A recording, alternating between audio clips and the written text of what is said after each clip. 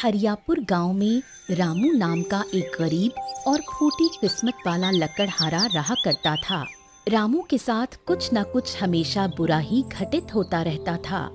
एक दिन रामू कुल्हाड़ी लेकर जंगल जाने ही वाला था कि तभी उसकी पत्नी गौरी उससे बोली, मेरी बात कान खोलकर सुन लो, आज मुझे जलेबी खानी है।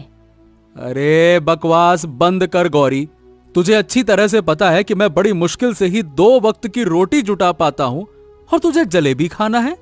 गजब करती है। मुझे कोई मतलब नहीं। दूसरे लकड़हारों की पत्नियों को रोज शाम के वक्त अच्छे अच्छे पकवान खाते हुए देखती हूँ। मैं तो तुमसे केवल जलेबी मांग रही हूँ। रामू ने अपनी पत्नी गौरी की बात का कोई जवाब नहीं दिया और कुल्हाड़ी लेकर जंगल की ओर निकल गया। सुबह से शाम तक रामू ने घने जंगल में मेहनत से लकड़ियां काटी। लकड़ियों का गट्ठर अपने सिर पर रखकर वो बोला, अरे आज किसी भी कीमत पर मुझे इन लकड़ियों को अच्छे दामों में बेचना ही होगा और अपनी पत्नी के लिए जलेबी ले जाना होगा, नहीं तो आज वो मेरी जान ले लेगी। गजब ताने मारती है भाई। चलो। इतना कहकर लकड़हारा रामू गांव की दिशा की ओर चलने लगा कि तभी अगले ही पल तेज बारिश होने लगी।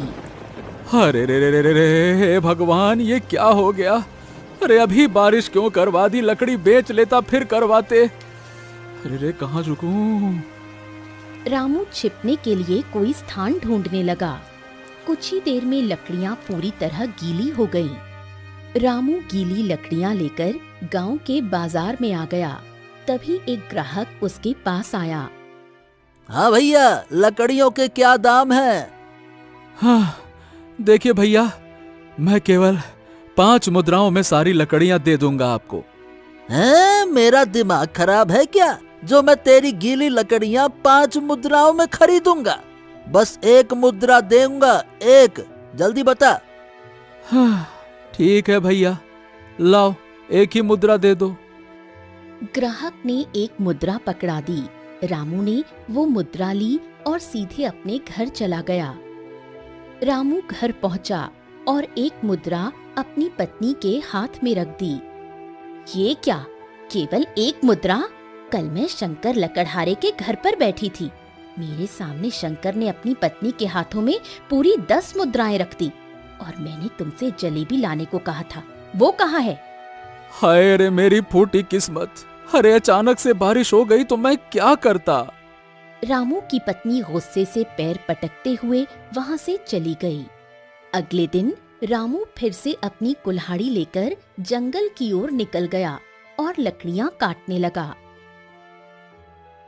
लकड़ियां काटने के बाद रामू अपने सिर पर गट्ठर रखकर गांव की ओर जाने लगा कि तभी तेज तूफान आ गया। तेज हवा की रफ्तार से रामू का संतुलन डगमगा गया और वो गिर पड़ा। अरे सत्यानाश हो, इस तूफान को भी अभी आना था। हाय रे मेरी लकड़ियां, कितनी मेहनत से काटी थी। सोचा था कि आज अच्छे दामों में बेचूंगा, लेकिन ये तभी रामू ने देखा कि उसकी लकड़ियां तालाब में गिर चुकी हैं और पानी में तैर रही हैं। हे भगवान, आज तो मेरी सारी मेहनत पर पानी फिर गया। अब मैं क्या करूंगा? मेरे पूरे दिन की मेहनत बेकार हो गई। लगता है आज खाली हाथ ही जाना पड़ेगा। क्या करते हो भगवान, क्या चाहते हो? रामू खाली हाथ घर पर आ गया। ये क्या, कल 1 मुद्रा लेकर आए थे, आज कुछ भी नहीं। देख गौरी, मेरी बात समझ, इसमें मेरा कोई दोष नहीं था। अचानक से जंगल में तूफान आ गया तो मैं क्या करूं? गलती तुम्हारी नहीं, गलती मेरी है और मेरे जीवन की सबसे बड़ी गलती थी तुमसे विवाह करना। इतना कहकर गौरी गुस्से से पैर पटकते हुए वहां से चली गई। रामू की आंखों में आंसू आ गए। वो अपने घर के बाहर चारपाई पर बैठ गया और आकाश की ओर देखकर बोला, हे भगवान, आखिरकार मेरे दिन कब बदलेंगे? क्या मैं सारा जीवन ऐसे ही रहूंगा? अगर ऐसा ही हाल रहा तो वो दिन दूर नहीं जब मेरी पत्नी भी मुझको छोड़कर भाग जाएगी। इतना कहकर रामू आकाश को निहारते हुए नींद में समा गया। अगले दिन रामू फिर से जंगल की ओर चला गया। सुबह से लेकर शाम तक उसने बड़ी मेहनत से लकड़ियां काटी और लकड़ियों का गट्ठर बनाकर गांव की ओर जाने ही वाला था कि तभी वहां पर एक जंगली भेड़िया आ गया। वो भेड़िया रामू को घूरने लगा और अचानक उस पर हमला कर दिया। रामू घबरा कर भागा। लकड़ियों का गट्ठर नीचे गिर गया और उसकी कुल्हाड़ी भी झाड़ियों में जा गिरी। रामू दौड़कर एक घने वृक्ष के पीछे छिप गया। कुछ देर बाद भेड़िया वहां से चला गया। हे भगवान, अब आखिरकार ये क्या हो रहा है? परसों बारिश, कल तूफान और आज ये जंगली भेड़िया। क्या अब मैं कभी भी लकड़ियां गांव में नहीं बेच पाऊंगा? क्या कहूं मैं? इतना कहकर रामू ने उन लकड़ियों को देखा जो कच्ची मिट्टी पर गिरकर खराब हो चुकी थीं और उन पर कीचड़ लग गई थी। उसे अपनी कुल्हाड़ी भी कहीं नहीं मिली। रामू बेचारा चुपचाप गांव लौटने लगा। अचानक फिर से बारिश शुरू हो गई। उसका पैर फिसल गया और वो गिर पड़ा। अरे सत्यानाश, सत्यानाश! अरे अब तो कपड़े भी गंदे हो गए। क्या कहूं मैं? कुछ देर बाद रामू गांव पहुंचा। उसकी हालत देखकर गांव का मुखिया जो चौपाल पर बैठा था चौंक पड़ा और दौड़ता हुआ उसके पास आया। अरे अरे भाई रामू, रामू रुको रुको। अरे भाई तेरे कपड़ों को क्या हो गया? क्या तू कीचड़ वीचड़ में गिर गया था क्या? रामू ने सारी घटना मुखिया को बता दी। मुखिया हंसते हुए उसका मजाक उड़ाने लगा। अरे अरे देख भाई रामू, पूरे गांव को पता था कि तेरी किस्मत फूटी है। आखिरकार तू क्यों नहीं मान लेता कि तू फूटी किस्मत वाला है? अरे बकवास बंद करो मुखिया। मदद करने की बजाय तुम मेरा मजाक उड़ा रहे हो। अरे अबे क्या मेरी मती मारी गई है जो मैं तेरी मदद करूंगा? नहीं भैया, फूटी किस्मत तू ही रख। तेरा रोग मुझे नहीं चाहिए। चल चल चल, देख क्या रहा है, दफा हो जा यहाँ से, चल जा। रामू चुपचाप अपने घर लौट आया। रामू की हालत देखकर गौरी चौंक गई। ये आपके कपड़ों को क्या हुआ और आपका चेहरा मिट्टी से क्यों सना हुआ है? रामू ने सारी घटना अपनी पत्नी गौरी को बता दी। किसी ज्योतिषी को अपना हाथ दिखाओ और पूछो कि आखिर तुम्हारी कुंडली में जो शनि बैठा है वो कब दूर होगा। किसी पंडित से दोष निवारण करवाओ, हवन करवाओ, पूजा करवाओ, कुछ भी करो, लेकिन घर पर कुछ धन तो लेकर आओ।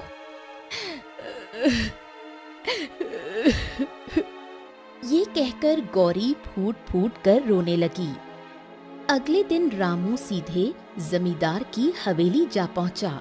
उसने जमींदार को सारी घटना बताई और कहा, जमींदार जी, मुझे इतना कर्ज दे दो कि जिससे कि मैं कुल्हाड़ी खरीद सकूं।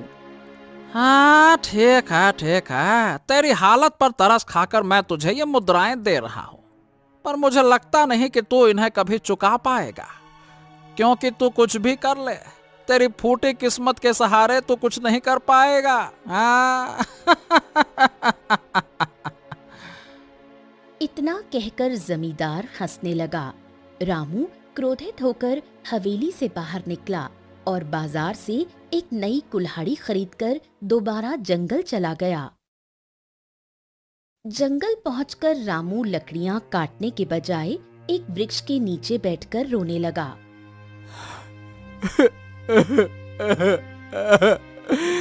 अरे अब तो सारा गांव मेरा मजाक उड़ाने लगा है।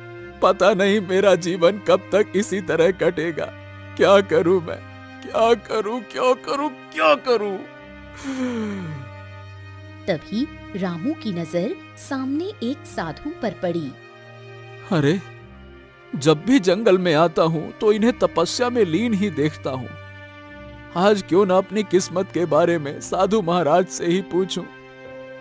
इतना कहकर रामू साधु के पास गया। साधु ने आंखें खोल ली और कहा, क्या हुआ पुत्र? तुम्हारे चेहरे पर चिंता की लकीरें झलक रही हैं।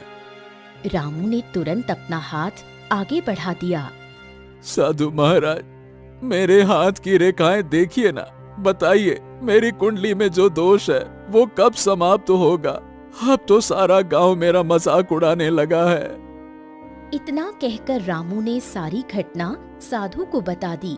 साधु गंभीरता से उसका हाथ देखकर बोला, तुम्हारे हाथ की रेखाएं तो बहुत भाग्यशाली हैं।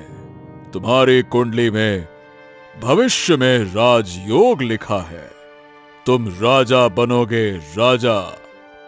ये सुनकर रामू चौंक गया और साधु को देखने लगा। फिर अचानक जोर से हंस पड़ा।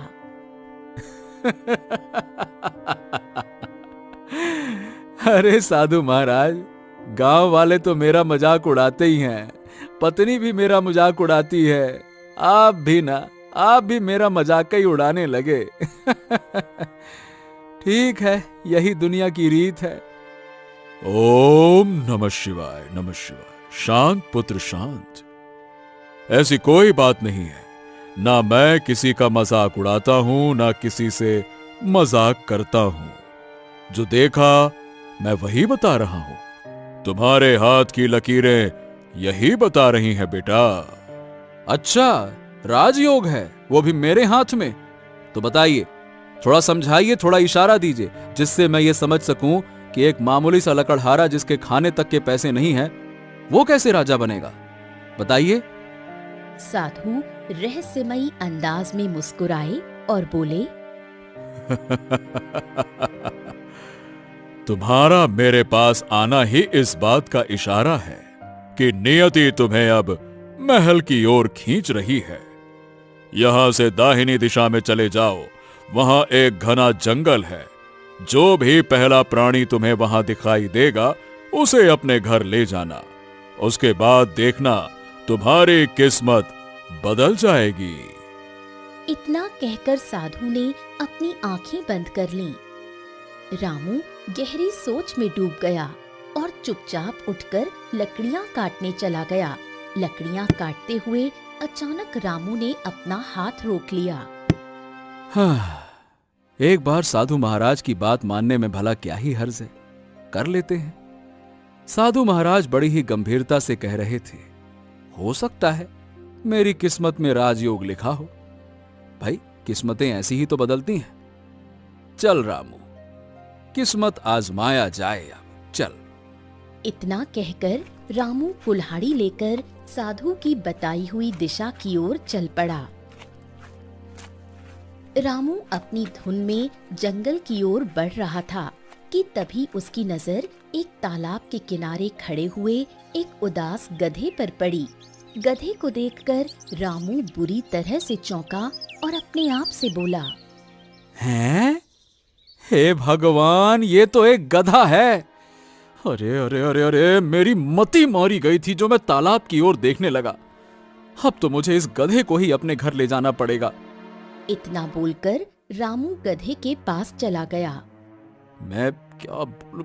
चल चल भाई गधे, अरे चल गधे चल। तेरा समय अब जंगल में खत्म हो गया। अब तुझे मेरे घर पे रहना होगा, क्योंकि तेरी ही वजह से मेरी किस्मत बदलेगी। पता नहीं गधे कब से किस्मत बदलने लगे, साधु महाराज भी ना। चल भाई चल। गधा चुपचाप रामू के साथ चल पड़ा। थोड़ी देर बाद रामू अपने घर आ गया। गधे को देखकर रामू की पत्नी गौरी चौंक गई। ये गधा कहाँ से उठा लाया? क्या आप धोबी हो? रामू मुस्कुराते हुए गौरी को सारी घटना बताने लगा। ये सुनकर गौरी क्रोधित हो गई। हे भगवान, अब तो मुझे पूरी तरह से विश्वास हो गया है कि आपकी तकदीर कभी नहीं बदलने वाली। इस गधे को उठा लाए सिर्फ उस साधु की बात पर विश्वास करके। अरे उसने तो जरूर आपका मजाक उड़ाया होगा। अरे नहीं गौरी, साधु महाराज ने बहुत ही गंभीरता से मेरे हाथ की लकीरें देखकर कहा था, तो मैंने कहा ले चलते हैं। तो अब तो मुझे बताइए कि ये गधा तुम्हारी किस्मत कैसे बदलेगा? वो तो मुझे नहीं पता। काश आपकी नजर शेर पर पड़ जाती। इतना बोलकर गौरी चली गई। रामू गधे की ओर देखकर बोला, हाँ, ए गधे भैया, मेरी पत्नी की बात का ना बुरा मत मानना।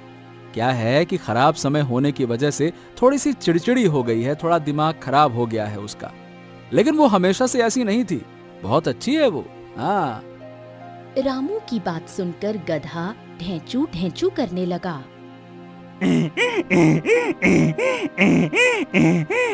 अरे अरे अरे, इतना जोर जोर से काहे ढेचुआ रहे हो? ऐसा लग रहा है जैसे मेरा एक एक शब्द समझ रहे हो। देखो भाई, घर से बाहर मत निकलना, यहीं रहना है ना। चलो सोया जाए। रामू ये कहकर सो गया। लेकिन आधी रात को अचानक गधा तेजी से भागता हुआ जमींदार के खेत में घुस गया और कुछ ही देर में उसकी सारी फसल खराब करने लगा। जमींदार का नौकर जो खेत में पहरा दे रहा था, गधे को देखकर चौंक गया और भागते हुए बोला, अरे तेरा सत्यानाश जाए गधे, तूने जमींदार की फसल की ऐसी की तैसी कर दी। अरे तेरी वजह से मुझे मार खानी पड़ेगी, क्योंकि रात की रखवाली की नौकरी तो मेरी ही थी ना। गधा कहीं का, चल भाग यहाँ से, भाग। लेकिन गधा दौड़ता हुआ चुपचाप रामू के घर की ओर भागा और उसके घर में घुस गया। अगले दिन जमींदार जब अपने खेत में आया तो उजड़ा हुआ खेत देखकर बुरी तरह से चौंक गया। गुस्से में उसने नौकर से कहा, अरे तो खेत की रखवाली तेरे जिम्मे थी ना, तो आखिरकार खेत में तेरे होते हुए जंगली जानवर कैसे घुसा, ये बता तू। मालिक, मैं तो जंगल की ओर नजर रखे हुए था, लेकिन ये जानवर जंगल से नहीं बल्कि गांव से आया था। जब मैंने उसका पीछा किया तो वो सीधा रामू के घर में घुस गया। हैं? रामू के घर में?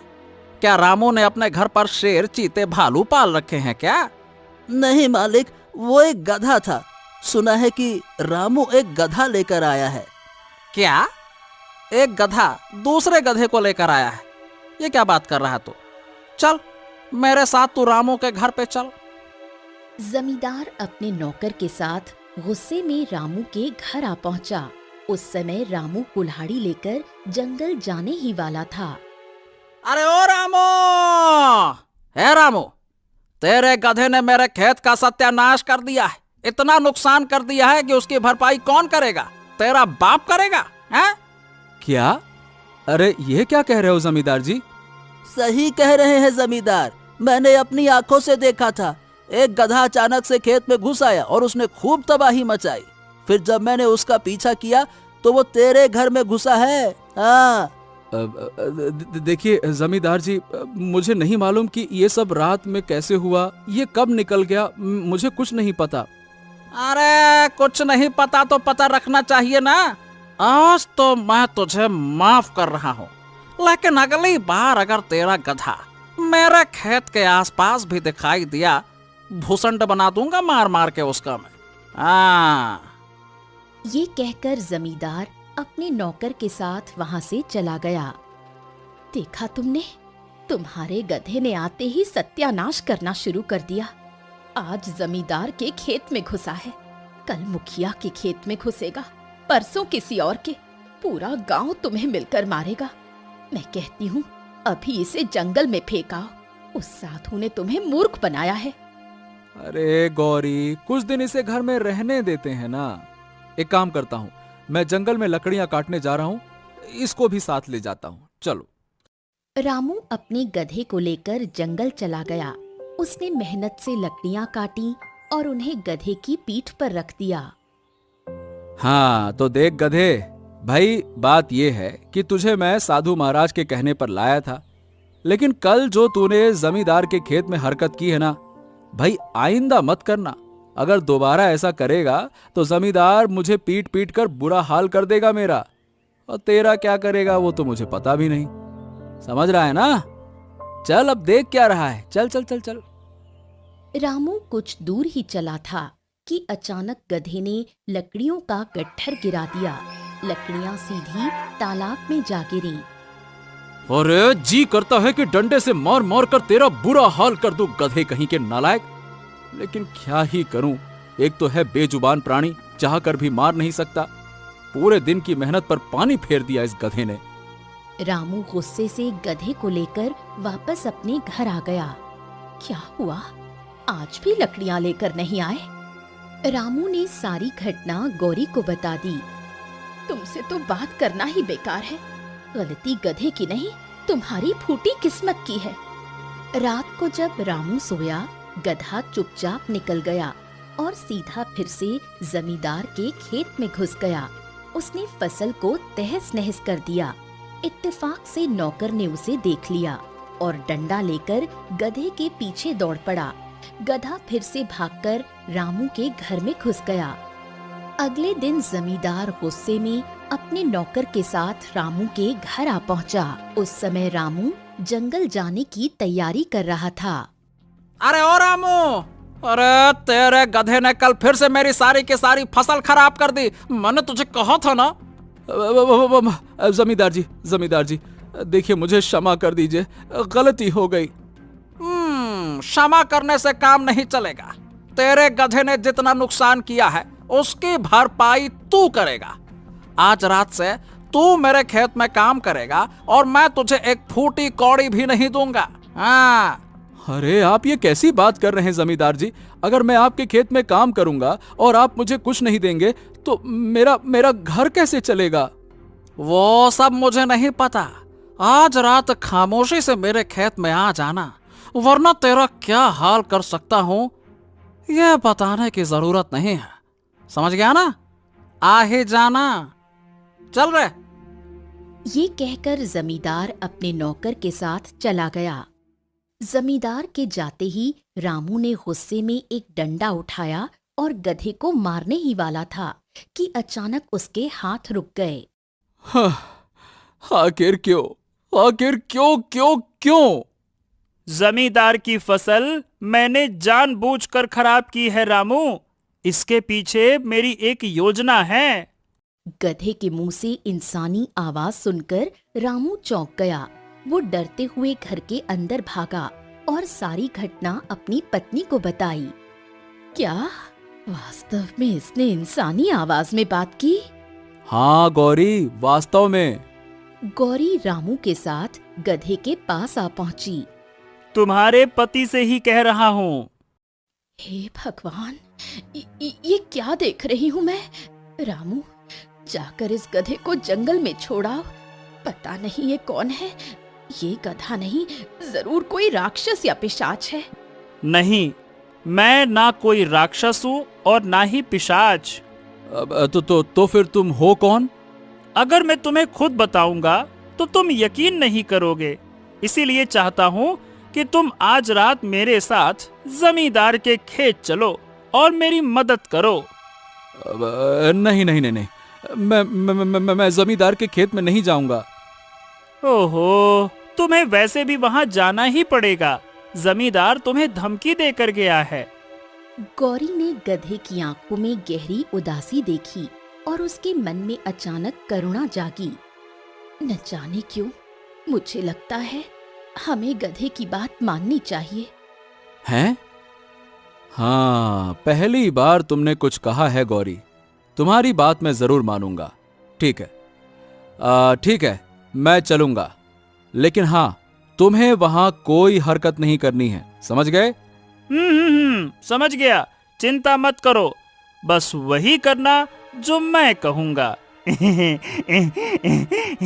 चलो। आधी रात को रामू गधे को लेकर चुपके से जमींदार के खेत पहुंचा। खेत की रखवाली कर रहा नौकर उसे देखकर चौंक गया। अरे, तो ये गधा यहाँ लेकर क्यों आ गया? हाँ, ये गधा अब कुछ नहीं करेगा। मैं साथ में हूं ना। अगर इसने जरा सी भी हरकत की तो मैं इसका ऐसा बुरा हाल करूंगा कि खेत की सारी बर्बादी मैं रात भर में ठीक कर दूंगा। ठीक है? नौकर मुस्कुराया और सिर हिलाते हुए वहां से चला गया। हाँ, अब बताओ क्या करना है? जमींदार की हवेली जाओ और वहां चुपके से नजर रखो। तुम्हें शायद कोई अजनबी दिखाई देगा। उसकी और जमींदार की बातें ध्यान से सुनना। रामू दबे पांव हवेली पहुंचा और छुपकर देखने लगा। तभी एक नकाबपोश घुड़सवार हवेली में दाखिल हुआ। रामू चौंक गया और अंदर घुसकर सुनने लगा। आओ आओ आओ मंत्री जी, आओ आओ आओ, तुम्हारा ही इंतजार था। अरे लेकिन मैं कैसे मान लूं कि मेरा काम हो गया है? देखिए मंत्री जी, मैंने एक पहुंचे हुए तांत्रिक से कहा था, उसने राजा विक्रम को अपनी तंत्र शक्ति से गायब कर दिया है। अब वो कभी महल नहीं लौटेगा। हाँ। लेकिन अगर राजा विक्रम 1 महीने में वापस आ गया तो फिर तो मेरी सारी योजना पर पानी फिर जाएगा ना। चिंता मत करो, तांत्रिक ने मुझे एक विचित्र पत्थर दिया है। जब तक वो पत्थर मेरे खेत में गड़ा है, राजा विक्रम कभी लौट कर नहीं आएगा और मेरे खेत में कोई गांव वाला आने की हिम्मत भी नहीं करेगा। हाँ। ये सुनकर मंत्री का चेहरा खिल उठा। मुझे तुमसे यही उम्मीद थी, पर याद है ना, जब मैं राजा बनूंगा तो तुम्हें ऊंचा पद और जमींदारी दे दूंगा। हाँ, यही हमारी सौदेबाजी थी। ये सुनकर मंत्री दोबारा नकाब पहनकर घोड़े पर बैठा और हवेली से चला गया। रामू ये सब देखकर और सुनकर दंग रह गया। हवेली में सब सुनने के बाद रामू दबे पांव खेत में लौटा। वहाँ गधा उसका इंतजार कर रहा था। गधे भाई, मैंने सब कुछ सुन लिया। जमींदार और मंत्री दोनों राजा विक्रम के खिलाफ षड्यंत्र कर रहे हैं, लेकिन आखिरकार उन्होंने हमारे राजा को गायब कहां किया है? मैं इस रहस्य को पहले से जानता था। इसी कारण मैंने जानबूझकर खेतों में तबाही मचाई ताकि जमींदार तुम्हें यहाँ लाए और फिर मैं तुम्हें हवेली पर नजर रखने के लिए भेज सकूं। ओ, मतलब तुम सब कुछ पहले से जानते थे? हाँ, अगर तुम्हें अपने राजा को बचाना है तो अब एक ही रास्ता है, उस खेत में दबे हुए पत्थर को ढूंढना। रामू का दिल जोर जोर से धड़कने लगा। हाँ, अगर मामला मेरे राजा की जान का है तो मैं पीछे नहीं हटूंगा। मंत्री की शक्ल से ही झूठ झलक रहा था। अगर वो राजा बन गया तो सारी प्रजा मुसीबत में पड़ जाएगी। मैं खोजूंगा उस पत्थर को, चिंता मत करो। पूरी रात रामू खेत में इधर उधर तलाश करता रहा। अंधेरे में मिट्टी खोदता, घास उलटता और उम्मीद लगाए रहा। आखिरकार सुबह की पहली किरण में उसकी नजर एक अजीब पत्थर पर पड़ी जो रंग बिरंगी किरणों से चमक रहा था।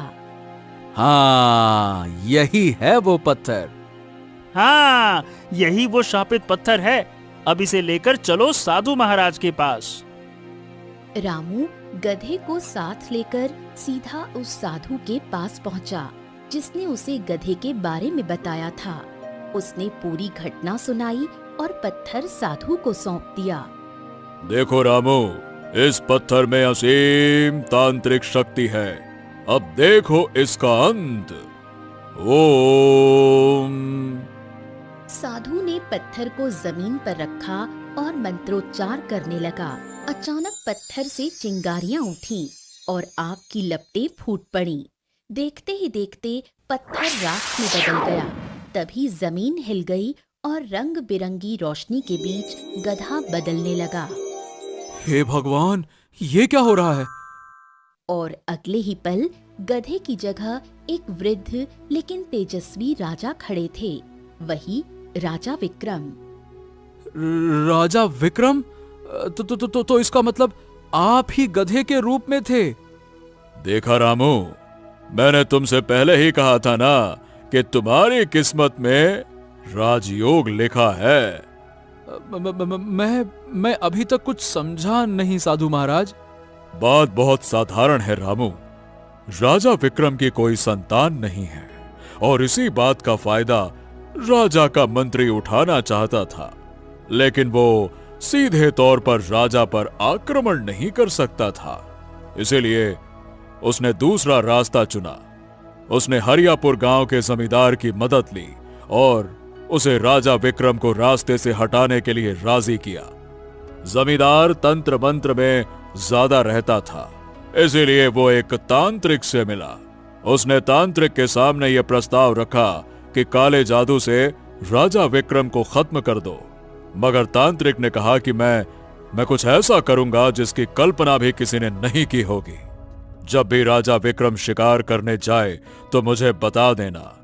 कुछ दिन बाद जब राजा विक्रम शिकार करने गया, तभी तांत्रिक वहां पहुंचा और अपनी शक्तियों से राजा विक्रम को गधे में परिवर्तित कर दिया और उसका असली रूप एक विचित्र पत्थर में कैद कर दिया और वो पत्थर जमींदार को दे दिया और कहा उसने कि जब तक ये पत्थर तुम्हारे पास रहेगा राजा विक्रम महल नहीं पहुंच पाएगा। मगर तांत्रिक ये नहीं जानता था कि समय बदल भी सकता है। एक दिन राजा विक्रम गधे के रूप में मुझे मिला और उन्होंने अपनी सारी व्यथा सुनाई। मैंने राजा विक्रम को भरोसा दिलाया कि समय आने पर सब ठीक हो जाएगा। और रामू, आगे की कहानी तो तुम जानते ही हो। हाँ चलिए ठीक है, महाराज सुरक्षित हैं, ये सुनकर मैं बहुत खुश हूं। और रामू, मेरी कोई संतान नहीं है, तुम ही मेरे उत्तराधिकारी हो और तुम ही इस राज्य के अगले राजा हो। राजा विक्रम रामू के साथ उसके घर पहुंचे और सारी घटना गौरी